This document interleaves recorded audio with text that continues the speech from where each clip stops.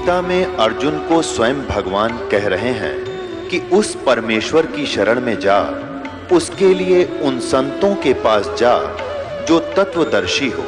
इसी प्रकार हजरत मोहम्मद को उनका अल्लाह कह रहा है कि कोई और पूर्ण परमात्मा है, उसको पाने के लिए उन तत्वदर्शी संत की तलाश कर।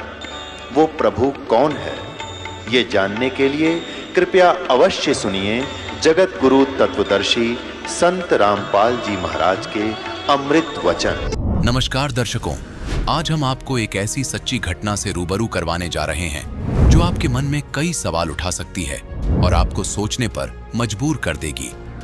इस भौतिकवादी युग में जहां लोग धन, शोहरत और ऐशो आराम के पीछे भाग रहे हैं, वहीं एक युवक अंधकार में भटक रहा था। हम बात कर रहे हैं सोलन, हिमाचल प्रदेश के खेमचंद जी की।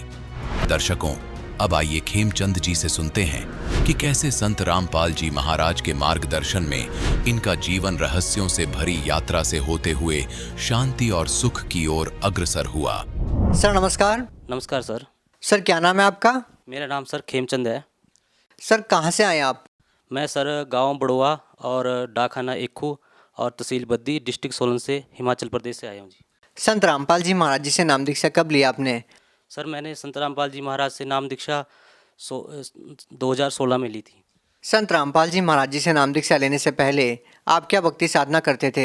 सर भक्ति साधना तो मैं अभी वैसे कुछ नहीं करता था। मैं थोड़ा नास्तिक टाइप होता था पहले, और मैं थोड़ा गुरु ग्रंथ साहिब जी के बारे में, जैसे गुरु नानक देव जी हमारे, उनको थोड़ा मैं मानता था, आदर्श की दृष्टि से देखता था, और उनको ही मैं थोड़ा गुरबानियाँ वगैरह जैसे वही मैं सुनता था ज़्यादा। एक नास्तिक होते हुए संत रामपाल जी महाराज जी से कैसे जुड़े आप? एक हमारे गांव से एक भाई है हमारे, वो भी जुड़े हुए हैं संत रामपाल जी महाराज से। और तो मैंने उनसे कहा कि यार ऐसे ही मैं चला गया उनकी दुकान पे, थोड़ा उनसे भाई बंदी के रिलेशन थे हमारे। तो मैंने उनसे पूछा कि उनके उधर पोस्टर लगा हुआ था काफ़ी बड़ा गुरुजी का। तो मतलब कि मैं वैसे गुरुजी को वैसे जानता तो नहीं था, लेकिन मैंने सुना हुआ था कि ऐसे कोई संत रामपाल जी महाराज। तो जब मेरी शादी हुई थी तो मेरे शादी में फ़ोटोग्राफी का काम करते हो भगत जी। तो वो मेरे शादी में मतलब वीडियो बनाने का काम करते थे। वो वीडियो बनाने के लिए आए हुए थे। तो उन्होंने शुरू में जैसे गुरुजी की ऐड डाल लिखी थी, उसमें जो एक आता है मतलब कि कबीर साहिब की वाणी है, गुरु गोविंद दो खड़े काके लागू पाए, वो वाणी थी। और उसमें मतलब कि संत रामपाल जी का मतलब कि शुरू में फ़ोटो डाल रखी थी। तो मैं सोच रहा था कि ये कौन है, मतलब कि ये तो मैं कहा वो होगा कोई भाई उनका गुरु होगा कोई, या पता नहीं कौन होगा, क्योंकि वो तो लगते नहीं गुरु। संत रामपाल जी महाराज तो गुरु लगते नहीं, जैसे हम तो मानते थे कि जो जिनकी दाढ़ी लंबी हो या जटा रखी हो वो गुरु होते हैं। तो मैंने उनके वहाँ देख ली वो फ़ोटो की। मैं कहा भाई ये कौन है? और ये बोलो वो हमारे गुरुजी है। मैं कहा कौन गुरुजी है भाई?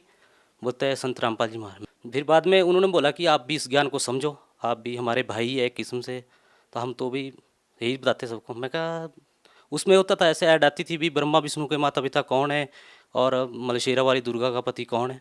तो मेरे में भी मतलब जैसे शुरू से ही मैं थोड़ा ज्ञान भी रखता था, मतलब जैसे थोड़ा बहुत गीता भी पढ़ी हुई थी, गुरु ग्रंथ साहिब भी पढ़ा हुआ था। तो मैं ज्ञान सुनने का बड़ा इच्छुक होता था। मैं कि जहाँ भी मेरे को ज्ञान मिलता था मैं वहाँ दौड़ा चला जाता था। लेकिन आप तो बोल रहे थे कि आप नास्तिक टाइप के थे। नास्तिक ऐसा था सर, मैं भक्ति किसी की नहीं करता था, लेकिन मन से जैसे गुरु नानक देव जी को मैं आदर की दृष्टि से रखता था। और जैसे कहीं ज्ञान मिल गया, क्योंकि जैसे सारे में मतलब आप पूजा पाठ नहीं करते थे, किसी की भक्ति नहीं करते थे? नहीं सर, पूजा पाठ मैं किसी की नहीं करता, क्योंकि जैसे बोलते थे कि जैसे हमारे जो कर्म है वही हमें मिलेगा। तो मैं कहा जब हमारे कर्म में दुख है तो दुख ही मिलेंगे, तो हम भक्ति क्यों करें। तो मैं बता रहा था आपको कि मैं फिर उनके भक्त जी के पास गया। तो भक्त जी ने बोला कि एक ज्ञान आप पढ़ो किताब। मैंने सोचा चल मेरे को इतना तो पता लग जाएगा, नाम तो चल नहीं लूँगा मैं, पर इतना पता लग जाएगा कि ब्रह्मा विष्णु के माता पिता कौन है, शेरा वाली दुर्गा का पति कौन है। मैं कहा ये तो किसी ने बताया नहीं, आज दिन सुनने में नहीं आया, चल मेरी नॉलेज ही हो जाएगी और मैं नाम तो क्यों लूँ। क्योंकि मैं सर सबसे ज़्यादा तो मैं आपको बताऊँ कि मैं मांस बहुत ज़्यादा खाता था। नशा तो वैसे ही मैं ऐसे करता नहीं था, लेकिन मांस खाने का मैं इतना आदी था कि मैं मांस मतलब डेली का खाता था। मैं डेली का इतना, मैं कुत्ता है किस्म का कि मैं इतना मांस खाता था। तो मैं कहा चल देख लेते हैं, पढ़ते हैं किताब, जो अब मेरी नॉलेज ही हो जाएगी कि ब्रह्मा विष्णु के माता पिता कौन है। और जैसे ही मैं घर में गया, एक दो पन्ने पढ़े, मैं कहा यार ज्ञान तो अच्छा है। फिर मैंने सत्संग भी सुनी रात को, जैसे बताया उन्होंने कि सत्संग आती है। तो जैसे ही मैंने सत्संग लगाई तो उस दिन संत रामपाल जी महाराज गीता के ज्ञान सुना रहे थे, और उसमें बता रहे थे कि जैसे गीता अध्याय 15 श्लोक नंबर 1 से 4 तक बता रहे थे कि ऊर्ध्व मूलम अधे शाखम, मतलब कि ऊपर को जड़ वाला, नीचे को मतलब पीपल का वृक्ष है, वैसे बता रहे थे। तो मैं थोड़ा बहुत गीता कभी पढ़ी हुई थी, तो मेरे को एकदम से हो गया, नहीं भैया यार, तो ज्ञान तो बिल्कुल सही बता रहे हैं और ये भी है। और उसमें बताया कि जो इसके बारे में जानता है वो वेदों को जानने वाला है। मैं कहा ये भी सही है। फिर जैसे अध्याय 18 श्लोक नंबर 62 में कहा है कि उस मतलब कि और दूसरा परमात्मा है कोई, तो मैं कहा परमात्मा तो कोई और बताया। तो काफ़ी मतलब कि मेरे को समझा है कि नहीं, ज्ञान बहुत अच्छा ज्ञान है और सही बता रहे हैं। फिर जब दूसरे दिन मैंने सत्संग सुनी तो वही गुरु नानक देव जी के बारे में बता रहे थे। और मैं गुरु नानक देव जी के बारे में पहले भी जानता था और काफ़ी सुनता था उनकी वाणी। तो जब वहाँ पता लगा कि गुरु नानक देव जी ने भी यही भक्ति की हुई है और कबीर ही परमात्मा है और धरती पे आए हुए इस टाइम, तो मैं हैरान हो गया एकदम से। मेरे जैसे पैरों के तले से ज़मीन भी खिसक गई। तो मैं एकदम से हैरान रह गया, भी वाकई में ये ज्ञान सही है। तो मैंने उसी टाइम भक्त जी को, जो वो है संत रामपाल जी के भगत थे जिन्होंने मेरे को किताब दी, मैंने उनको बोला कि भाई मैंने नाम लेना है और ये संत पूरे हैं। तो उन्होंने सोचा, देखा देखी में आगे उन्हें, इनको इतना ज्ञान नहीं है। उन्होंने बोला भाई तू अभी ज्ञान सुन ले। मैं कहा भाई मैंने समझ गया हूँ और मैं जितना मैंने समझना था, क्योंकि गुरु नानक देव जी को मैं मानता था और चाहे भक्ति जो मर्जी कुछ नहीं करता था, लेकिन मैं उनको मानता था। उनकी जो वाणी थी वो बहुत अच्छी लगती थी मेरे को सुनने में। तो उनके बारे में पता लगा कि ये इसी भक्ति को करके पार हुए हैं और हमारे को भी यही भक्ति करके पार होना है। तो हम उस भक्ति को मिल गई हमारे को, तो हम उसके बाद जाने के लिए बहुत मतलब कि उत्सुक हो गए, भी हम जाएंगे। तो लगे भाई अभी सुन लो ज्ञान। तो मेरे को ये होगा कि पता नहीं मैं सुबह मेरे को होगी या नहीं होगी। तो मेरे को इतना डर हो गया कि मतलब कि अगर मैं मर गया सुबह को, क्योंकि यहाँ तो 1 मिनट का भरोसा नहीं, कब बंदा क्या हो जाए यहाँ तो मैं बोला कि मेरे को जाना है जैसे मर्जी। तो वो बोले भी चलते हैं 1 मिनट आप सुनो। तो मैं 10-12 दिन मैंने बड़ी मुश्किल से निकाले कि मैं जाऊँगा। परमात्मा से ही रहा कि मैं 10-12 दिन तक जैसे रोज़ सोचता था कि मैं जाऊँगा। और करते करते ऐसे 10-12 दिन बीत गए और वहाँ पे सत्संग में गए हम, जहाँ सत्संग थी, और वहाँ मैंने नाम दीक्षा ली संत रामपाल।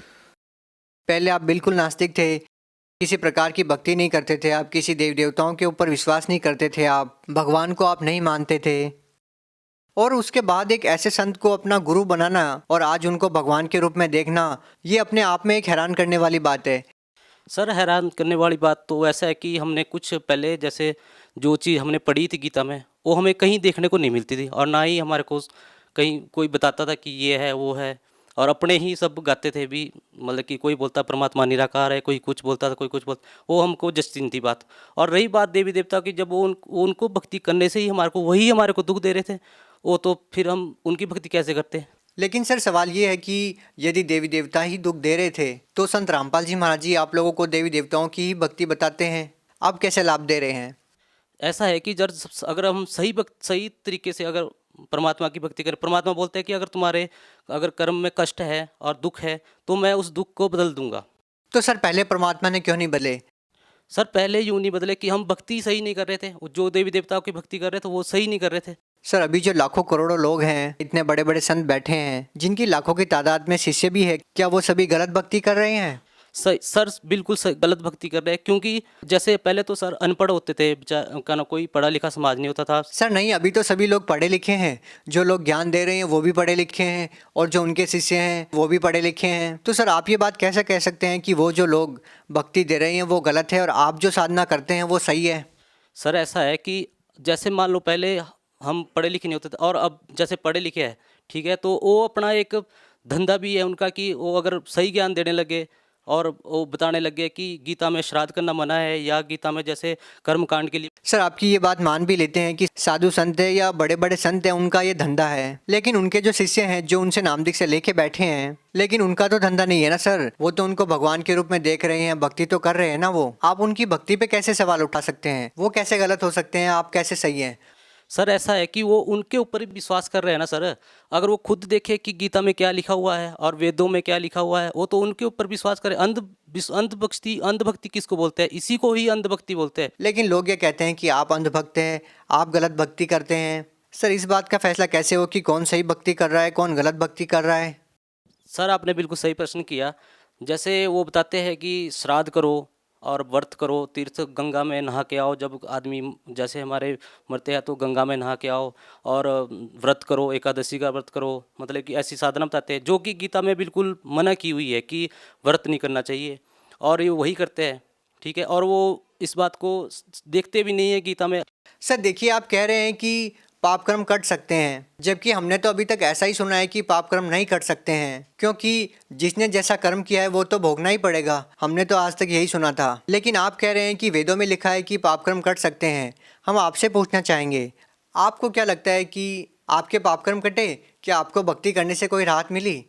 हाँ जी सर, आपने बिल्कुल सही क्या नाम क्वेश्चन पूछा कि सतभक्ति करने से क्या लाभ होते हैं और सतभक्ति करने से क्या परिणाम निकलते हैं। जैसे मैं अपने बारे में भी बताना चाहता हूँ कि मैं पहले बहुत ज़्यादा मांस खाता था, और मतलब कि जैसे मैं जब नाम दीक्षा लेने का भी सोचा था तो मैं सोच रहा था कि मैं मांस नहीं छोड़ सकता। तो मैंने जो भक्त जी जिन्होंने मेरे को बताया था कि मैंने उनको बोला कि भाई मैं मांस खाना नहीं छोड़ सकता और मैं नाम लूँगा पक्का। तो उन्होंने बोला कि आप संत रामपाल जी महाराज से अपने मन में अर्ज लगाओ कि मैं आपकी शरण में आना चाहता हूँ, और मेरे से ये जो मैं गलत चीज़ है ये छूटनी चाहिए, मेरे से मांस जो छूटना चाहिए, ये गलत चीज़ें हैं ये छूटनी चाहिए। तो मैंने वैसे ही मन ही मन में अपने परमात्मा को, संत रामपाल जी महाराज को लगाया कि मतलब मैं इस चीज़ को छोड़ना चाहता हूँ और मेरे से ये छूटनी चाहिए। तो वैसे ही हुआ कि मैं जब नाम दीक्षा लेने के लिए जब जा रहा था तो उसके एक दिन पहले तो मेरा बिल्कुल इस चीज़ से मन हट गया था। मैंने बिल्कुल इसको आज तक नहीं छुआ और ना मैं छू सका सर। और लाभ मेरे को ये मिले कि जैसे मैं नाम दीक्षा लेके जब घर आया तो सारे घर वाले भी मेरे विरोध हो गए। वो लग गए बोलने कि आप काम नहीं करते, कहीं जाते नहीं, ये नहीं करते, वो नहीं करते। तो मैं भी थोड़ा उदास हो गया कि वाकई में मैं काम तो कुछ करता ही नहीं, मैं बेला रहता हूँ घर में। तो मैंने मन ही मन में परमात्मा से अर्ज लगाई अपने गुरुजी संत रामपाल जी से महाराज की मैं इस अपने इस दास को एक थोड़ा सा 2 रोटी लायक कर दो कि मैं इनकी जो बोल रहे हैं इनके मैं थोड़ा मुंह बंद हो जाए। और जैसे ही मैंने संत रामपाल जी महाराज से अर्ज लगाई कि परमात्मा मुझे कोई 2 रोटी का रोज़गार दीजिए, संत रामपाल जी महाराज की दया से मुझे बहुत अच्छा रोज़गार मिल गया, और मैं गाड़ी ली हुई अभी और उसको चला रहा हूँ। और क्या लाभ मिले सर? संत रामपाल जी महाराज से नाम दीक्षा लेने से पहले मैं एक एक रुपए के लिए तरसता था, और आज संत रामपाल जी महाराज की इतनी दया हुई है कि मुझे बहुत मतलब कि लाभ हुए कि मेरे पास ना तो पैसे की कमी है, ना ही और किसी चीज़ की कमी है। और मैं एक बार अभी थोड़े दिन पहले की बात है कि मैं जा रहा था गाड़ी लेके, तो रास्ते में मेरा एक्सीडेंट हो गया, और जिस गाड़ी के साथ मेरा एक्सीडेंट हुआ वो आगे से आ रहा था, वो सोया हुआ था, उसको गाड़ी चलाते चलाते ही नींद आ गई थी। और जैसे ही मैंने साइड में लगा दी गाड़ी, वो तब भी मेरी गाड़ी के ऊपर गिर गया के, और वो 20 फुट दूर गिरा जाके, और मेरे वहीं के वहीं रह गया, मेरी गाड़ी को हिली भी नहीं। संत रामपाल जी महाराज की, हमारे गुरुजी की इतनी दया हो गई कि हमारे को कुछ भी नहीं हुआ, और उस गाड़ी का इतना नुकसान हो गया कि 40-50 हज़ार रुपये का उसका काम होना था। और जैसे ही मैं गाड़ी कुछ करके अपना वहाँ जाके फिर वापस घर लाया तो मैंने मिस्त्री को दिखाया, तो वो भी हैरान हो गया कि तेरी गाड़ी बची कैसे। तो इतना हमारे को लाभ हुआ, संत रामपाल जी महाराज की इतनी दया हुई कि हम उस टाइम बच गए। सर एक लाभ और बताना चाहता हूँ मैं कि मैं जब वही गाड़ी लेने के लिए गया था तो मेरे पास पैसों की मतलब कमी थी, और वहाँ 25,000 रुपये देने थे मेरे को जब गाड़ी लानी थी। तो मैं जैसे गया, मेरे पास 20,000 का ही बंदोबस्त हुआ, मैंने किसी से उधार लिए, तो 20,000 रुपये मैं लेके वहाँ गया। तो उन्होंने बोला कि आपको 25,000 लाने थे। मैं कहा सर मेरे पास तो यही है और देख लो आप। तो जैसे ही मैंने उनको पैसे पकड़ाए और उन्होंने गिने, वो 25,000 निकले। तो मैं एक बार तो हैरान रह गया कि आप एक बार और गिनती कर लो। तो उसने दूसरी बार फिर गिनती की है। मैं फिर भी बोला कि एक बार और गिनती कर ले भाई। तो उसने एक एक नोट करके मेरे को गिनाया और वो पूरे 25,000 निकले। तो जिस बंदे से मैंने वो पैसे पकड़ के लाए थे तो मैंने उसको फ़ोन किया, भाई तूने मेरे को कितने पैसे दिए है? तो वो बोला भाई तेरे को मैंने 20,000 रुपये दिए। मैं कहा कम या ज़्यादा तो नहीं दिए। वो सोचा कि शायद इसने ये कम हो गए होंगे। उसने बोला कि मैं बैंक से निकलवा के लाया था और बैंक से निकलवा के मैंने तेरे को दिए है, तो कम होने के या ज़्यादा होने के तो कोई चांस नहीं है, क्योंकि जब बैंक से कैशियर पैसे देता तो गिन के देता है, और जब लेता है बंदा तो वो भी गिन के लेता है। तो उसने 20,000 ही दिए थे। वो तो संत रामपाल जी महाराज की कृपा हुई कि मेरे पास 25,000 हुए और मेरी गाड़ी अपनी आ गई। सर भगत समाज को क्या संदेश देना चाहेंगे? तो मैं भक्त समाज को यही मतलब अपने जैसे जगत भाई बहनों से यही प्रार्थना करना चाहूँगा कि आप अगर खुद भी सुने और औरों को भी सुनने का मौका दें। आप संत रामपाल जी महाराज का ज्ञान सुने, उसके बाद आप एक अपने आप ही आपको पता चल जाएगा कि क्या सही है और क्या गलत। जी धन्यवाद। सत साहिब। दर्शकों, अभी आपने सुने संत रामपाल जी महाराज से दीक्षा प्राप्त करके सुखी हुए भक्त के अनुभव। अब देखिए जगत गुरु तत्वदर्शी संत रामपाल जी महाराज के मंगल प्रवचन। महाभारत में एक प्रमाण आता है, गीता प्रेस गोरखपुर से प्रकाशित द्वितीय खंड महाभारत के अंदर, कि अर्जुन ने फिर बाद में जब श्री कृष्ण जी से कहा कि आप यहाँ से जाने वाले हो और हम विजयी हो चुके हैं, राज प्राप्त हो गया, आप कुछ सत्संग करके जाना और उस सत्संग में वो ज्ञान सुनाना जो आपने महाभारत के समय गीता का ज्ञान दिया था। श्री कृष्ण जी कहते हैं कि अर्जुन, तुम बड़ा श्रद्धाहीन है, बड़ा बुद्धिहीन है, तूने उस ज्ञान को याद क्यों नहीं रखा? अर्जुन कहता, मैं भूल गया उस ज्ञान को। तूने उसको ज्ञान को याद क्यों नहीं रखा? तो बड़ा श्रद्धाहीन है, तो बड़ा बुद्धिहीन है, तेरी बुद्धि अच्छी नहीं है। अब मैं उस ज्ञान को ज्यों का त्यों नहीं बता पाऊंगा, क्योंकि उस समय मैंने योग युक्त होकर वो ज्ञान बोला था। ये तो फिर वो बाद में तुक्के लावा था श्री कृष्ण जी। जैसे एक प्रेत किसी में बढ़ के बोल देता है, बाद में उस आत्मा को पता नहीं मैंने क्या बोला था, और ही बताते हैं आपने ऐसे बोला था, ऐसे कहा था, तो बाद में फिर वो कहने लग जाता है कि मैं ऐसे बोला, ऐसे बोला, उसको पता कुछ नहीं होता। अब जब श्री कृष्ण जी कहते मुझे तो याद नहीं, मैं उसको दोहरा नहीं सकता ज्यों का त्यों, और तूने क्यों नहीं याद रखा बुद्धिहीन? पुण्यात्मा दास ये सत्संग कर रहा है और आप कोई प्रथम बार सत्संग सुनने आया तो 20% याद रहेगा आपके, और वो भी कुछ दिनों के बाद। और मुझसे कभी सुन लेना, तभी सुना दूंगा यदि मैंने अपने होश हवास में बोल रखा है। और जब ये कहना कि मैं योग युक्त होकर ये बोला था ज्ञान, जब तक युद्ध का आमने सामने सैनिक खड़े वही कलेजा हिलजा आदमी का, वहां योग युक्त हो गए, पीस ऑफ माइंड था, तब योग युक्त होने में क्या बिजली गिरे थी उसके? तो नहीं, श्री कृष्ण जी ने वो ज्ञान नहीं बोला था। तो इस प्रकार ये काल ऐसे कर्म करता है। तो जब श्री कृष्ण जी के पास वो पहुंचे पांडव, तब श्री कृष्ण जी थे, वो काल नहीं था उसमें। तब श्री कृष्ण जी ने कहा कि तुमने जो महाभारत के युद्ध में बंधुघात किया है, भाई मारे, चाचे ताऊ मार दिए, गुरुजी मार दिए द्रोणाचार्य जैसे, और करोड़ों बहन विधवा होगी, वो पाप दुखी कर रहा है युधिष्ठिर को, क्योंकि जो राजपद पर बैठा उसको प्रथम लपेटेगा। तो फिर पांडवों ने कहा कि भगवान इसका कोई समाधान भी बताओ, आपत्ति तो आ गई है। ये 3 ताप के अंतर्गत आता है कि वो आत्माएं सता रही है, इसको प्रेत आत्माएं सता रही हैं। श्री कृष्ण जी से फिर उन्होंने पूछा इसका समाधान बताइए। श्री कृष्ण जी ने कहा कि आप एक अश्वमेघ यज्ञ करो और उसमें पृथ्वी के सभी, क्योंकि उस समय सभी भक्त होते थे, भक्ति अवश्य करते थे, बच्चे से लेकर बूढ़े तक, चाहे किसी जाति मजहब धर्म का क्यों ना हो, क्योंकि वैसे ही पुण्यकर्मी प्राणी जन्मते हैं त्रेता द्वापर सतयुग में, कलयुग में आकर के बिजली गिरती है ये। और कहा कि इस स्वर्ग लोक के देवताओं को भी आमंत्रित करो, सबको बुलाकर और धर्म यज्ञ करोगे तब तुम्हारा समाधान होगा। और इस यज्ञ के अंदर सभी महापुरुषों को खाना खिलाओ, स्वर्गलोक के देवताओं तक, ऋषियों को, महापुरुषों को, संतों को, भक्तों को, रिश्तेदारों को, बहनों को, सबको बुलाओ। और फिर उसका एक लक्षण होगा यज्ञ सफलता का। यज्ञ की सफलता का एक चिन्ह बताया कि एक सुसज्जित स्टेज बना के, अलग से एक स्थान बना करके, एक मेज, और उसके ऊपर एक 5 मुख का शंख रखा जाएगा। और जब सभी भोजन कर लेंगे, अतिथि और संत महात्मा, साधु संत, देव ऋषि, उसके बाद यदि यज्ञ आपकी सफल होएगी तो वो शंख अपने आप आवाज करेगा बगैर मुख लगाए। और यदि शंख नहीं बजा तो समझ लेना आपकी यज्ञ संपूर्ण हुई नहीं, आपका दुख निवारण नहीं होगा। अपने आत्माओं, अर्जुन तो भुगत भोगी था, गीता का ज्ञान कानों से सुन रहा था, और नैया बात तो उसकी याद थी कि तुमने कोई पाप नहीं लगेगा, इस बात पर तड़ रहा था। वो सोचा था किसी तरह टल जा, भला उस युद्ध करना चाहे नहीं था, यहाँ तक कह दिया था कि हम भिक्षा का अन्न मांग कर खा लेंगे पर हम ये जुल्म नहीं करेंगे। लेकिन फिर इसी दुख से तो दुखी था कि पाप लगेंगे, और पाप का समाधान उसमें सबसे पहले कर दिया कि तुझे पाप नहीं लगेंगे, मन न मार रखे तो युद्ध कर ले। अब जब उसने ये सुना कि तुम्हारे को वो पाप दुखी कर रहे हैं जो तुमने महाभारत में हत्याएं की है, अब अर्जुन के मन में वह बात घनी खटक गई,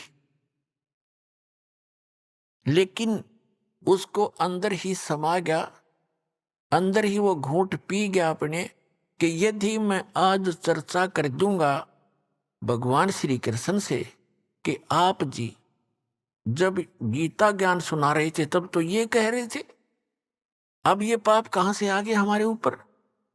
तो मेरा भाई जो है ऐसे स्वभाव का है, ये ना सोच बैठे कि मेरे इस समाधान में, संकट निवारण में करोड़ों रुपये लगेंगे, क्योंकि 88,000 ऋषि, 33 करोड़ देवता, 12 करोड़ ब्राह्मण, 56 करोड़ यादव और ना जाने कितने आम जनता व भोजन करने के लिए आमंत्रित करनी थी, और उनके भोजन में कितना खर्च होना था, बहुत गना। तो अर्जुन ने सोचा कि भाई ये ना सोच बैठे कि अर्जुन मेरा समाधान नहीं चाहता है और इस खर्चे से डर के भगवान कृष्ण जी के साथ वाद विवाद इसलिए कर रहा है, और ये ऐसे स्वभाव का व्यक्ति है जब इसके मन में ये आगी बात युधिष्ठिर के एक मर जाएगा पर समाधान नहीं कराएगा। अर्जुन ने इस बात को समझकर अपने अंदर वह सब्र की घूंट पी और चुप रहा। श्री कृष्ण जी से कहा कि आप तिथि और स्थान निहित कर दो, हम अपना निमंत्रण देने जाएं। ऐसे ही हुआ, भगवान श्री कृष्ण जी ने तिथि और स्थान निर्धारित कर दिया। उसके लिए सभी की सेवा लगाएगी, आप इधर निमंत्रण दे के आइए, आप इधर जाइए। इधर काशी शहर की तरफ भीमसेन का नंबर था, उसकी ड्यूटी सेवा थी निमंत्रण देने की, और काशी शहर के बाहर साइड में परमात्मा का वो प्यारी आत्मा सुदर्शन रहा करता कुटिया में, और वहीं साथ में ही परमात्मा का थोड़ी सी दूरी पर झोंपड़ी थी। ऐसे निमंत्रण देते देते भीम पहुंच गया उस सुदर्शन जी की कुटिया में।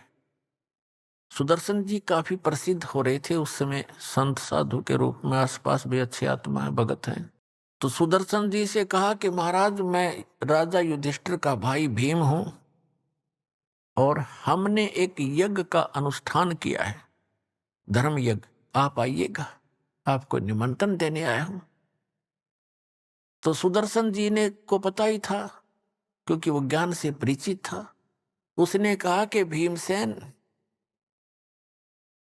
तुम्हारे घर पे जो खाना खाएगा उसका भी सर्वनाश हो जाएगा।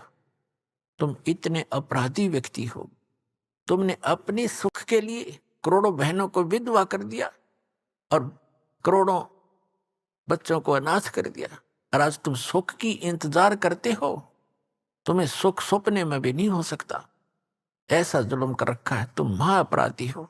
अपना आत्मा भगत तो वही होता जो साची को है, और मुझे बुलाना है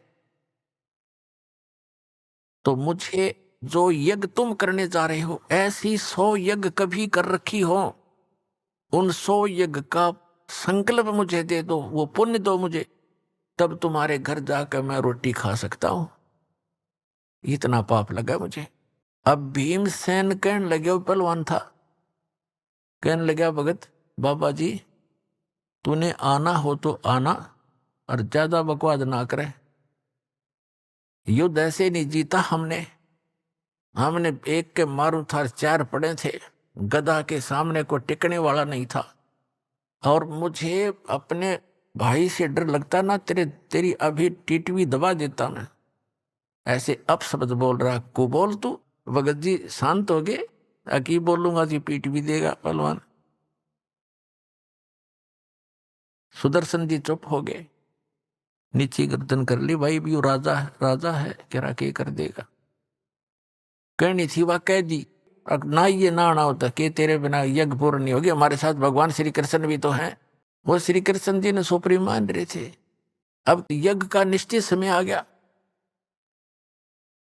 और सभी 33 करोड़ देवता, 88,000 ऋषि, 12 करोड़ ब्राह्मण, 56 करोड़ यादव श्री कृष्ण जी के वंशज द्वारका से चलकर आ गए। और ना जाने कितने भक्त, आसपास के जनसाधारण आगे भोजन, अब भंडारा शुरू हो गया। सबने भोजन खा लिया और शंख टस से मस नहीं हुआ। युधिष्ठिर जी ने कहा कि भगवान अब क्या रहा, होगी हमारी यज्ञ पूर्ण के नहीं? यह शंख तो बजा ही नहीं, शंख के बजे बिना यज्ञ संपूर्ण नहीं हो सकती। तब उसने कहा कि भगवान आपने भी भोजन खा लिया और ये 33 करोड़ देवता, 88,000 ऋषि, 12 करोड़ ब्राह्मण, चारों वेदों के कंठ याद करने वाले, इन्होंने भोजन खा लिया और फिर भी शंख नहीं बजा। भगवान हमारे पाप ज्यादा है, किसी का दोष नहीं, हमने बहुत जुल्म कर रखा है, सचमुच ये शीघ्र से खत्म होने वाले नहीं है। तो उधर से क्या हुआ, श्री कृष्ण जी ने कहा कि युधिष्ठिर इस शंख को बजाने वाला नहीं आया। युधिष्ठिर जी ने पूछा भगवान ऐसे ऐसे महापुरुष यहाँ बैठे हैं, स्वर्ग लोग के देवता भी आगे हैं और आप जी ने भोजन कर लिया, अब कौन है ऐसा महापुरुष आपसे बढ़कर? श्री कृष्ण जी ने कहा कि एक सुदर्शन नाम का एक सुपच है, वाल्मीक है, वाल्मीक जाति में जन्मे थे, नाम सुदर्शन था। जैसे आजकल हरिजन कह देते हैं, शेड्यूल कास्ट कह देते हैं, उसे सुपच कहा करते थे।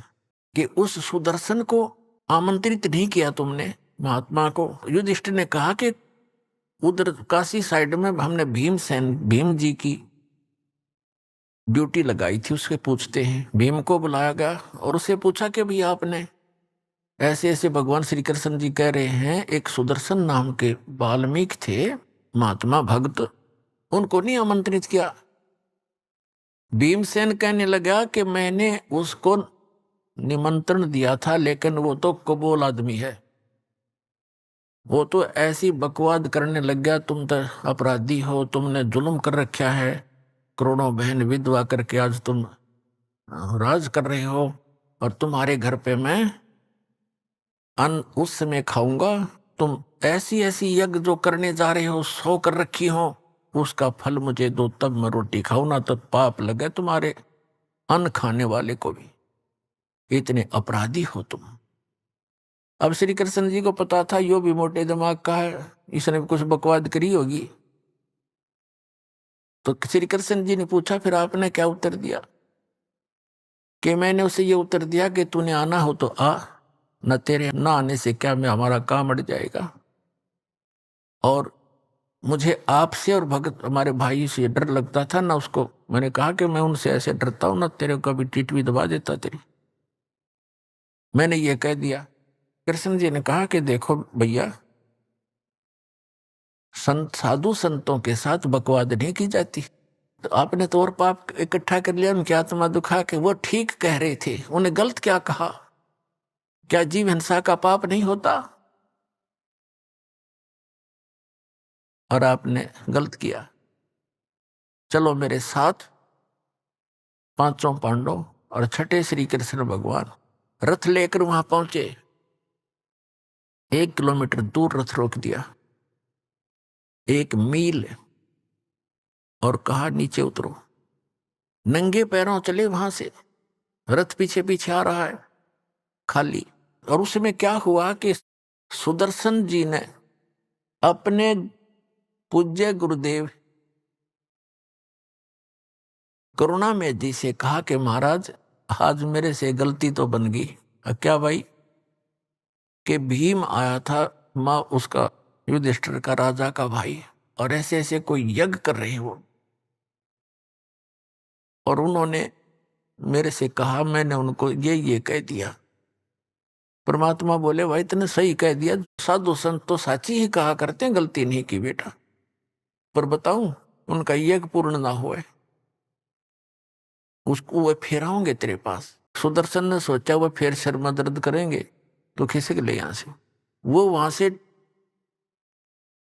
खिसक गया। 10-15 दिन का टूर प्रोग्राम बना के अब परमात्मा ने देखा भगत की इज्जत रखनी जरूरी होती है। आप ही आके बैठ गए सुदर्शन रूप बना के कबीर परमात्मा करुणा में। अपने आत्माओं एक अध्यात्म शक्ति ऐसी होती है, अपने आप सामने वाले को पता लग जाता है इसके अंदर कुछ है भक्ति। तो श्री कृष्ण जब वहां पहुंचे, आंखों में आंख मिली दोनों भगवानों की, श्री कृष्ण जी का नतमस्तक हो गए, दंडवत प्रणाम किया मुकुट समेत।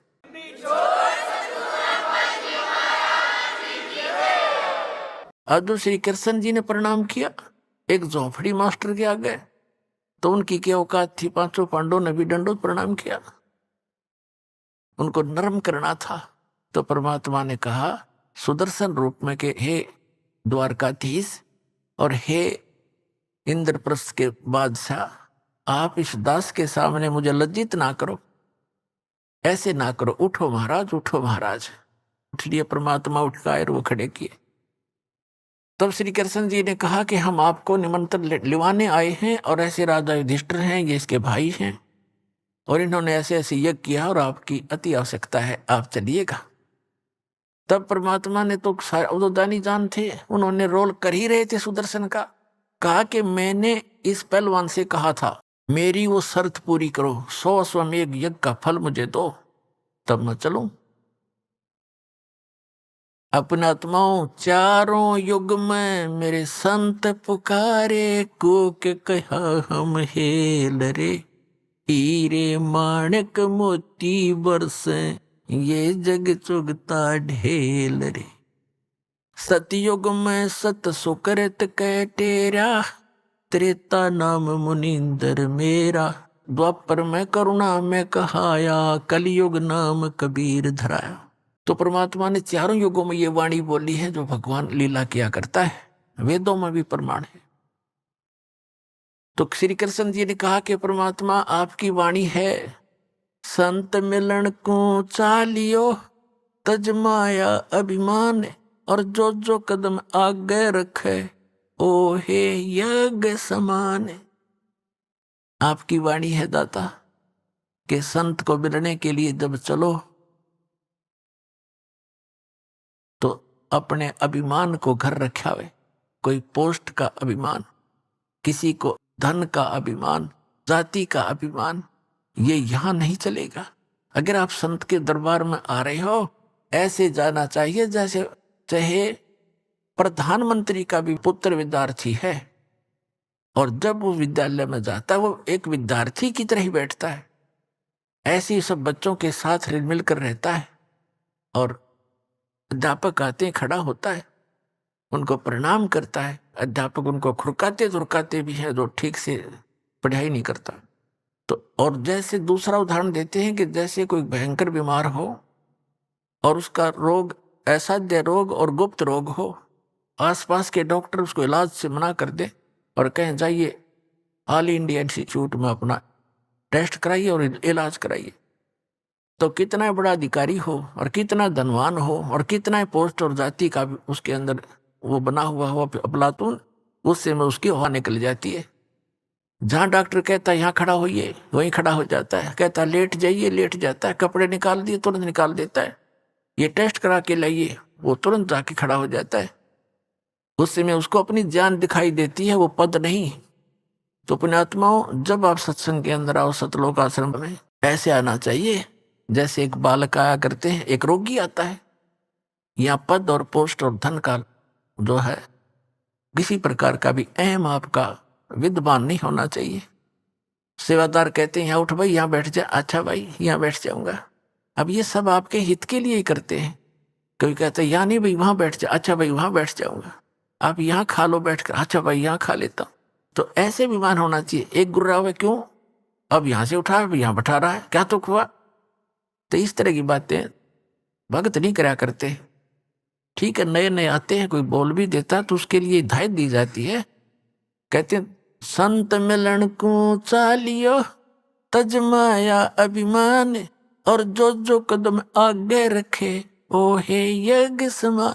कोई भी जहां से आप चल कर आए हो और वहां से यहां तक जितने भी आपके कदम बनते हैं, चाहे आप गाड़ी में आए हो और चाहे मोटर में आए हो, चाहे बस में आए हो, या अपने व्हीकल में आए हो, वहां से यहां तक जितने भी कदम आपके बनते हैं, ये काउंटिंग भगवान के दरबार में। कहते उतना ही आपको यज्ञों का पुण्य मिल रहा है। एक यज्ञ करने में पैसा भी कितना समय लगता है। अरे तो इस प्रकार आपको यहाँ बुलाकर धनी बनाया जाता है। श्री कृष्ण जी ने कहा कि हे भगवान, आप तो अंतर्यामी हो महात्मा जी, और आप देख सकते हो पांचों पांडव आज क्या हालत है इनकी, कैसी बेइज्जती हो रही है। करोड़ों आदमी जी वगैरह इनका जो के त्यों खड़े हैं, इनके सिर पर पाड़ने का करोड़ों रुपये लग गए हैं, पैसे लग गए हैं, और आप आज इनके अंदर झांक के देखो ये कैसे बेनम्र होए खड़े हैं, बेगी बिल्ली। ऐसे करो भगवान, हमारी जितनी भी ये वहां से चलकर आपके तक आने में बनी है कदमों की, आप 100 रख लो और बाकी हमारी झोली में डाल दो, हमारा उद्धार हो। कहते साधु भूखा भाव का, धन का भूखा ना। अर्जय कोई धन का भूखा हो, संत नहीं, वो साधु भी ना। तो परमात्मा तो उनकी आस्था देखना चाहते थे। तब परमात्मा ने कहा कि भीमसेन अखान जी, जब तो कति नो सीधा खड़ा नो होकर के हाथ जोड़ के कि मेरी ये सुमरणी उतार। माला थी, माला दो मन क्या वाली आप मंत्र करते हैं, खुट्टी का टांग रखी थी। अब पहलवान उठा और लग गया माला उतारन, उतरी नहीं, पसीना आ गया, नु खूब हंगा ले रहा। परमात्मा बोले रे पहलवान तो डींग मारे था कि एक के मारू था 4 मरे थे, अरे ये माला ना उतरती तेरे पे। अपने आत्मा परमात्मा ये दिखाना चाहते थे इनका दिल डट जा। कोई है वस्तु, कोई है संत, वहीं उनका जो दिल भी डट गया, वह ताकत न्यारी है। परमात्मा ने हटका कि आजा खड़ा हो जाए इधर, और ऐसे हाथ किया था, अपने आप माला उतर कर मालिक के हाथ में आ गई बैठे बैठे के।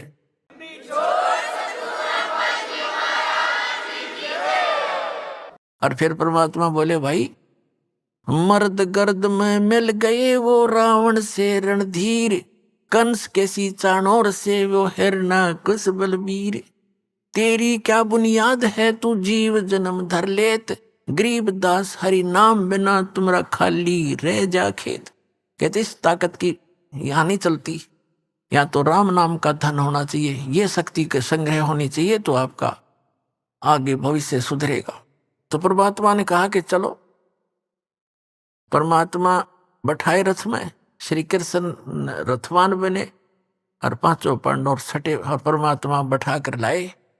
अब वाल्मीकि जाति के व्यक्ति कैसे रहते थे, आदिवासी की तरह, कपड़े मैले कुचेले से, दाढ़ी बड़ी हुई, सिर की छोटे छोटे बाल पड़े और जूते टूटे हुए, धूल लगी हुई पैरों में, धोती सी बांध रखी, लपेट रखी, और यज्ञ के अंदर बैठे हुए मंडलेश्वर ऋषि, 9 मोटे मोटे पेटाले और गल में जनेऊर तिलक लगा रहा खेर, नो आसन न्यारे न्यारे ला रहा खेर, जच के बैठे सारे 33 करोड़ देवता, 88,000 ऋषि, 12 करोड़ ब्राह्मण, 4 तिलक लगा के। जब कबीर साहब प्रवेश हुए तो सभी देख रहे हैं, और वो क्या कह रहे हैं आपस में कि इनके पाप ही इतने हैं, अब शंख कैसे बजे, इन घोर पाप कर रखे।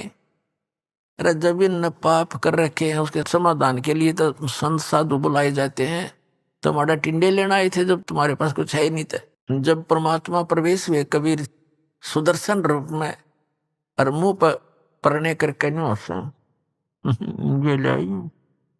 यू करेगा इनका यज्ञ पूर्ण, नो करे एक दूसरे ने। श्री कृष्ण जी ने कहा द्रौपदी बढ़िया भोजन बना दे, ये महापुरुष खाना खाओगा और प्रसन्न हो गया ना खाना खाने से, तो तुम्हारा शंख बजेगा। अब द्रौपदी ने तो नौकरों का भी सहयोग नहीं लिया, अपने हाथ से रोटी बनाई, क्योंकि फंस रहे हो तक कति बुरा हाल हो रहा, इतना धंधा लिया और बात न्यो की न्यो। अपने हाथों खाना बनाया, कचौड़ी पकौड़ी, दही बड़े, जलेबी, हलवा, पूरी, खीर, सारा कुछ बना के न्यारी न्यारी कटोरिया में थाली में सजा के रख दी। परमात्मा सुदर्शन जी ये सुदर्शन रूप में बैठे थे तो मालिक। अब द्रौपदी ने न्यू सोचा था कि ऐसा बढ़िया भोजन बना दिया, यो घास फूस खाने वाला व्यक्ति जंगल में रहता है, आज खा के भोजन ने न्यारे न्यारे पकवान उंगली चाटता रह जाएगा, 100 जगह गुण गाओगा मेरे। अब भोजन खिला द्रौपदी ने। और प्रत्येक बहन का ये एक कुदरती स्वभाव होता है, कोई अतिथि आ जाता है उसके लिए विशेष भोजन बनाने में विशेष ध्यान रखती है कि कहीं ये बाहर जा करके और मेरी बदनामी ना कर दे कि उसमें नमक ठीक नहीं था, मिर्च गड़ी थी, या ठीक अच्छा नहीं लगा भोजन। इसलिए वो हर संभव कोशिश करती है कि खाने वाला मेरी प्रशंसा करे। द्रौपदी ने इसी उद्देश्य से भोजन रखा और परमात्मा ने, वो तो लीला करते हैं, उन्होंने क्या किया कि ये मन आज तक नारे नारे स्वाद कर लेगा और कल हमने तो फिर घास फूस खाना, ये तो फिर बिगड़ गया। उन्होंने क्या किया, अब सुदर्शन जो था वो 5 ग्रास खाता था। उसने अपना नियम बना रखा था कि एक जब भी खाना खाऊंगा, जैसे 1 फिर 2 3 4 5 ग्रास खा के बंद कर देता था। इतना अल्पाहार था, उसका संयम रखता था। तो परमात्मा ने ये भी दिखाना था कि मैं सुदर्शन ही हूं, सुदर्शन का रोल कर रहे थे। तो परमात्मा ने वो सारी कटोरियों में से थोड़ा थोड़ा भोजन ठाठा के, खीर भी, हलवा भी, पूरी भी तोड़ दी छोटी सी, और कचौड़ी भी, पकौड़ी भी, दही भी, उसका माय मिला ली और लगे न्यू करने। अब द्रौपदी देखा बेटी बेटी, अक मैंने तो 1 घंटे तक तुम्हें मांग फुड़वाई, अरे यू का के शंख बजाओगा, शूद्र का शूद्र ही राज ने खाना भी ना आता। यो मन बड़ा बदमाश है, 1 मिनट में पता नहीं क्या सोच जा और कर्म बिगड़वा दिए। परमात्मा जानेंगे क्योंकि वो अंतर्यामी थे। अगर द्रौपदी तक घनी नो सोच रही है कि यो हमारा जैसा आहार और भोजन इनको कितना ना मिलता, ठीक से। अब परमात्मा ने एक बार खाया, शंख बोला, वहां रखा, दूसरी बार खाया, फिर बोला, 5 बार में जितना थाली में डाला था खा लिया, और 5 ही बार वो शंख बज के बंद हो गया। युधिष्ठिर बड़ा खुश हुआ कि हे भगवान, बड़ी दया हुई आपकी, ऐसा महापुरुष आ गया और हमारा काम बन गया। तो श्री कृष्ण जी ने कहा, काम को नहीं बना भी, यू शंख तो कंटिन्यू बजना चाहिए था, बहुत देर तक बजेगा, ये तो 5 बार बजा है, इससे बात नहीं बनी। तो युधिष्ठिर ने कहा कि अब किसको बुलाओगे भगवान, अकीब और कोई बुलाना बाकी नहीं रह रहा। इस आपने के वाल्मीकि दिखाई दे है यो हरिजन सा, इसके 1 बाल के बराबर ये 3 लोक नहीं है, इतना सिद्धि शक्ति युक्त है ये सुदर्शन। अब श्री कृष्ण जी भी बेसिक तो हम अंतर्यामी मानना थे, इतने अंतर्यामी नहीं थे, पर आभास जरूर था कि ताकत है इनके अंदर। तब श्री कृष्ण जी ने कहा कि अपने घर में कमी है कोई, वो देखेंगे। द्रौपदी बुलाई और द्रौपदी से कहा कि बहन, आप जी ने जब ये खाना खा रहे थे महात्मा, आपके मन में कोई दोष तो नहीं आया? सच्ची बताना, अब नहीं तो बात बिगड़ जाएगी। तो द्रौपदी ने सारी सच्ची बता दी कि महाराज, मैंने 1 घंटे तक भोजन तैयार किया, नारे नारे आइटम बनाए, और मैंने ऐसे ऐसे सोचा था कि उंगली चाटता रह जाएगा महात्मा और बड़े गुण गाओगा मेरे।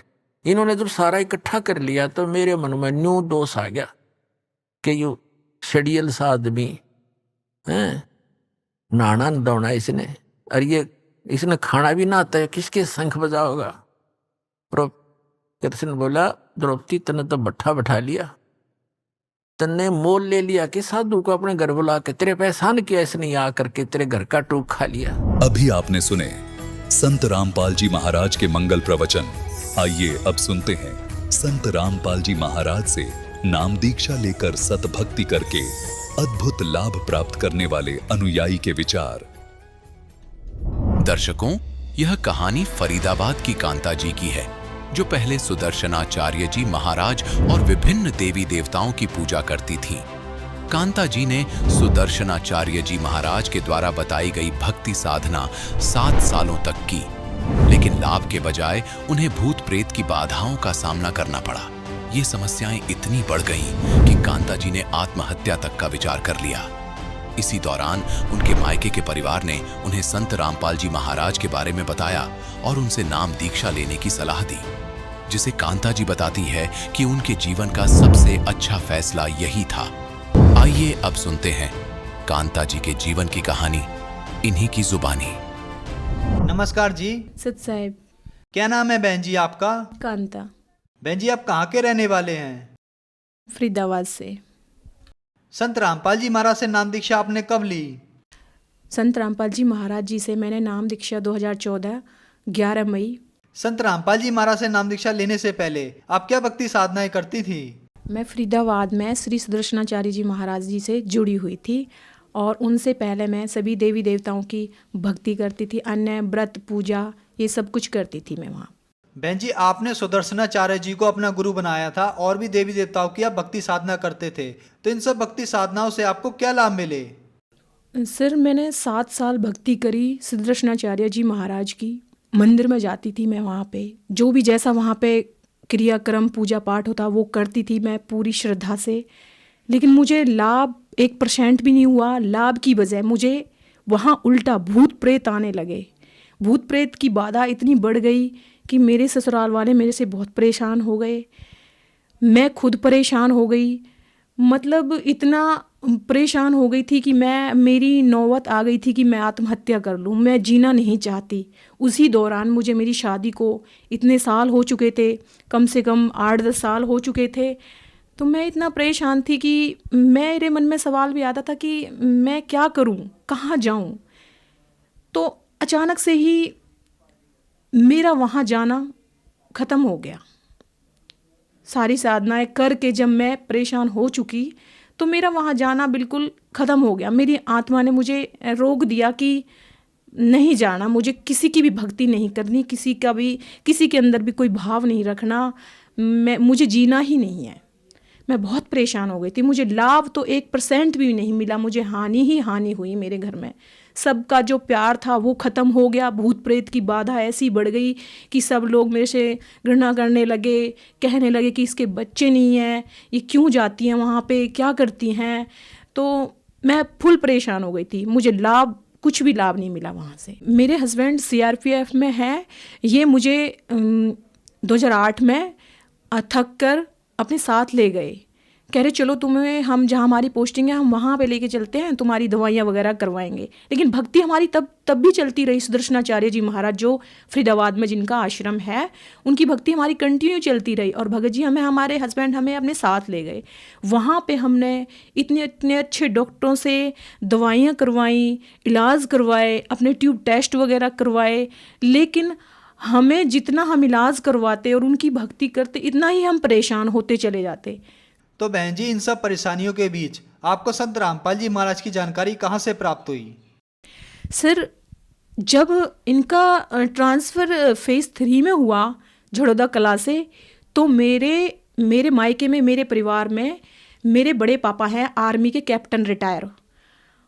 मैं गांव गई थी और मेरी मम्मी, तो उन्होंने मेरे से, दोनों ने बोला, मेरी मम्मी ने कि बेटा आप संत रामपाल जी महाराज जी से दीक्षा प्राप्त कर लो, आपके सारे संकट दूर हो जाएंगे।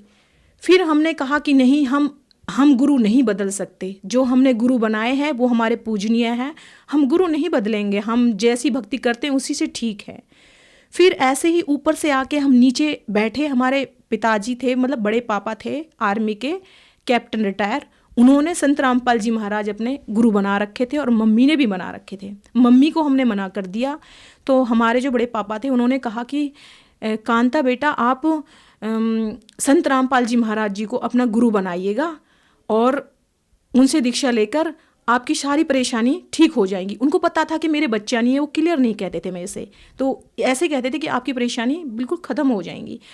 फिर उसके बाद सर मैं इतनी तबीयत ख़राब हो गई थी, मेरी बहुत ज़्यादा तबीयत ख़राब हो गई थी। मेरी मम्मी का फ़ोन आया, मम्मी कहने लगी बेटा एक बार मेरे कहने से तुम चल दो, कहने से चल दो।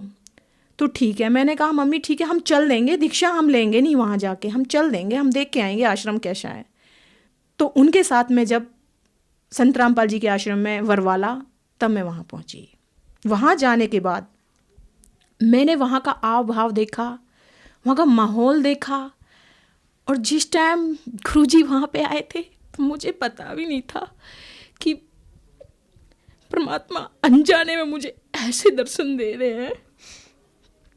तो मैंने प्रणाम किया गुरुजी को,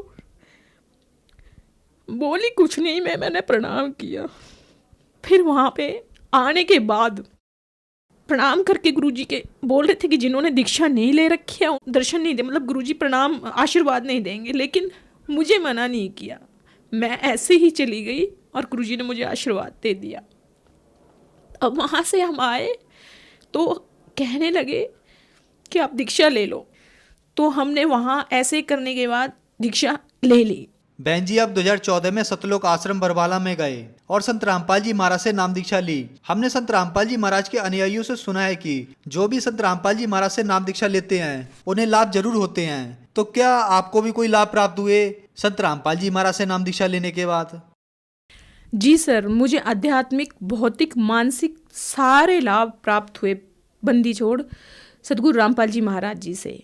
सर, मैं अकेली भक्ति करती थी घर में। तो 2016 में मैं अपने हस्बैंड से कहती थी कि आप भी संत रामपाल जी महाराज जी से दीक्षा लो और हम दोनों भक्ति करेंगे। लेकिन वो मना भी नहीं करते थे मेरे से और हाँ भी नहीं करते थे कि तुम छोड़ दो भक्ति। तो एक दिन मैं ऐसे ही दंडवत प्रणाम करके संत रामपाल जी महाराज जी के सामने मैं ऐसे ही कह रही थी, भगवान संत रामपाल जी महाराज कि आप मेरे साथ मेरे हस्बैंड को और लगा दो भक्ति में। तो दिवाली का टाइम था, अक्टूबर 2016। तो मैंने सेंटर जाना था और मेरे भगत जी, मेरे हस्बैंड अचानक से कहने लगे कि मुझे भी नाम दीक्षा लेनी है। तो मेरे मन में इतनी खुशी हुई कि ये दीक्षा लेने के लिए कह रहे हैं। तो मैं कह रही थी इनसे कि मुझे दिवाली से पहले ही जाना है और मेरे हस्बैंड कह रहे थे मुझे दिवाली के बाद जाना है। तो मैंने कहा ठीक है, आप दिवाली के बाद ले लेना, लेकिन मैं सेंटर दिवाली से पहले जाऊंगी। तब मैं दिवाली से पहले सेंटर गई। मेरे चाचा जी के लड़के हैं, पलादपुर में रहते हैं, वो मुझे लेके गए और मेरे भगत जी को भी। ये मेरे साथ वैसे ही चले गए।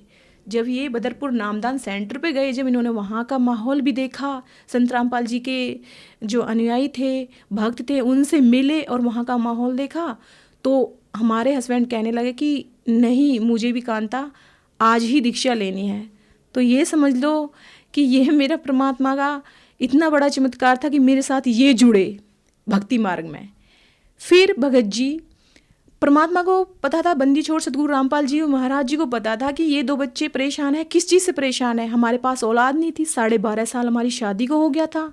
हमने सारी जगह दवाइयाँ करवाई लेकिन हमें कोई आराम नहीं लगा। मैंने इतनी दवाइयाँ खाई कि मुझे शरीर में इतना साइड इफ़ेक्ट हो गया। जो मेरी ट्यूबें थी अंदर से वो दोनों ब्लॉक हो चुकी थी।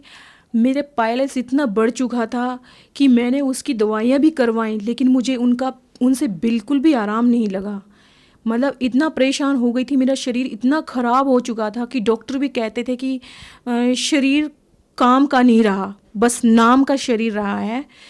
तो जब संत रामपाल जी महाराज जी से दीक्षा ली, फिर भगत जी ने 2016 में दीक्षा ली, उसके 1 महीने बाद परमात्मा की ऐसी रज़ा हुई, मुझे 12.5 साल में परमात्मा ने खुशखबरी सुनाई कि आप माँ बनने वाली हो। तो भगत जी, ये मेरे साथ इतना बड़ा चमत्कार मेरे बंदी छोड़ का कि मुझे सब ने मना कर दिया था कि आप माँ नहीं बन सकते हो। सब मुझे टॉर्चर करते थे। इनके गांव में मुझे कहते थे वो सामने नहीं आनी चाहिए, उसका मुंह खराब है। मुझे संत रामपाल जी महाराज ने वो दिया जो मुझे इस दुनिया में कोई और दे ही नहीं सकता। संत रामपाल जी महाराज जी से दीक्षा लेने के बाद मेरा शरीर, मेरा मानसिक स्तर और मुझे ये औलाद दी परमात्मा ने, संत रामपाल जी महाराज ने, मेरे जीवन में इतना बड़ा सुख, और मेरे बंदी छोड़ सतगुरु रामपाल जी महाराज ने मुझे भक्ति का मार्ग बताया कि भक्ति क्या होती है, पूर्ण परमात्मा कौन होता है, संत कौन होता है, भक्ति कैसे करनी चाहिए, किसकी करनी चाहिए। ये सब मुझे संत रामपाल जी महाराज जी से नाम दीक्षा लेने के बाद पता चला। सर, संत रामपाल जी महाराज जी से दीक्षा लेने के बाद परमात्मा ने मुझे ये खुशी दी है, ये मेरा बच्चा है जो संत रामपाल जी महाराज जी से नाम दीक्षा लेने के बाद 12.5 साल बाद मुझे ये पुण्य आत्मा हुई है। और सर, ये मेरे भगत हैं, मेरे हस्बैंड हैं, जिन्होंने भी दीक्षा लेके हम दोनों भक्ति करते हैं संत रामपाल जी महाराज जी की। और मेरे हस्बैंड मुझे फेज़ 3 से लाया करते थे तब, तो मुझे रास्ते में हमें पता नहीं था, होता था कि हमारी गाड़ी चलती चलती गाड़ी के आगे कोई गाय का आ जाना, और फिर हम फुल स्पीड पर होते थे तो गिर जाते थे। उससे हमें इतना लाभ मिला कि मेरे ही 3-4 एक्सीडेंट ऐसे हुए कि मैं आराम से बाइक पे बैठी थी, और बाइक पे बैठे बैठे मेरा दुपट्टा उससे 2 मिनट पहले ही मैंने देखा था कि सही सलामत बैठी हूँ मैं, मेरा पूरा दुपट्टा लिपट के मेरे गले में ऐसे आ जाता है कि मेरी गर्दन बस घुटने ही वाली होती है कि तभी मेरी चीख निकलती है। और मेरे हस्बैंड गाड़ी रोकते हैं, बाइक रोकते हैं, और मुझे ऐसे वहाँ पे सड़क पे हम दोनों ही गिर जाते हैं। इतने हादसे हमारे साथ हुए कि 3-4 एक्सीडेंट ऐसे ही हो गए। तो मैं जब भी घर से निकलती थी तो मैं उन्हीं भगवानों का नाम लेके निकलती थी कि हे भगवान, आज मेरे साथ कोई दुर्घटना ना हो। लेकिन जब मैं उनका नाम लेके निकलती थी तो मेरे साथ दुर्घटना होनी ही होनी थी। कहीं कुत्ते का आगे आ जाना गाड़ी के, बाइक के सामने, तो फट से गिर जाना हमें वहाँ पे, कहीं गाय का आ जाना तो फट से गिर जाना। ये इतना परेशान थी मैं बहुत ज़्यादा। लेकिन जब से संत रामपाल जी महाराज जी से नाम दीक्षा ली है, उसके बाद ना कोई एक्सीडेंट, ना कोई हमें परेशानी, ना कोई हमें दिक्कत, सब चीज़ में हमें परमात्मा बंदी छोड़ सतगुरु रामपाल जी ने इतना लाभ, इतना सुख दिया है। हम बस उनकी भक्ति करते हैं। आज मैं बंदी छोड़ सतगुरु रामपाल जी महाराज से दीक्षा लेने के बाद ना मुझे कोई पायलस है, ना मेरी कोई ट्यूब ब्लॉक है, ना मुझे कोई मानसिक स्तर पर कोई बीमारी है, ना कोई मुझे परेशानी है। हम आराम से सतगुरु रामपाल जी महाराज जी की भक्ति करते हैं और आराम से अपना जीवन यापन कर रहे हैं।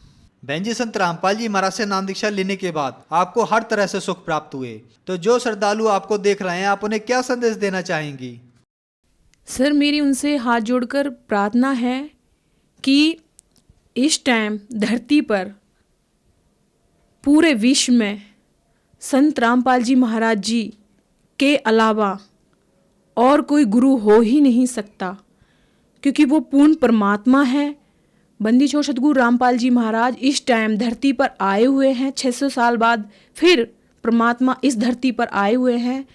आप उनसे आइए, उनकी पुस्तकें हैं, उनका ज्ञान है, उनका सत्संग है, इतनी तेज़ी से चल रहा है कि जो भी भक्तात्मा सत्संग सुनती हैं, नाम दीक्षा लेती हैं, पुस्तकें पढ़ के वो सत्संग से जुड़ती हैं, फिर सत्संग सुन के फिर वो दीक्षा लेने के लिए आती है। तो मेरा उनसे विनम्र निवेदन है कि संत रामपाल जी महाराज जी से आओ और अपना कल्याण करवाओ नाम दीक्षा लेके। बहन जी, संत रामपाल जी महाराज से नाम दीक्षा कैसे ले सकते हैं? सर, संत रामपाल जी महाराज जी से दीक्षा लेने के लिए चैनल पर पट्टी आती है, एक नीचे सत्संग चलाते हैं, उसके नीचे पट्टी आती है, उस पर संत रामपाल जी महाराज जी का सत्संग आता है। हम उन नंबरों पर फ़ोन करके और पता कर सकते हैं कि किस एरिया में सेंटर है, कोऑर्डिनेटर है, आपको पता चल जाएगा, वहाँ से हम नाम दीक्षा ले सकते हैं। धन्यवाद बहन जी। सत साहिब।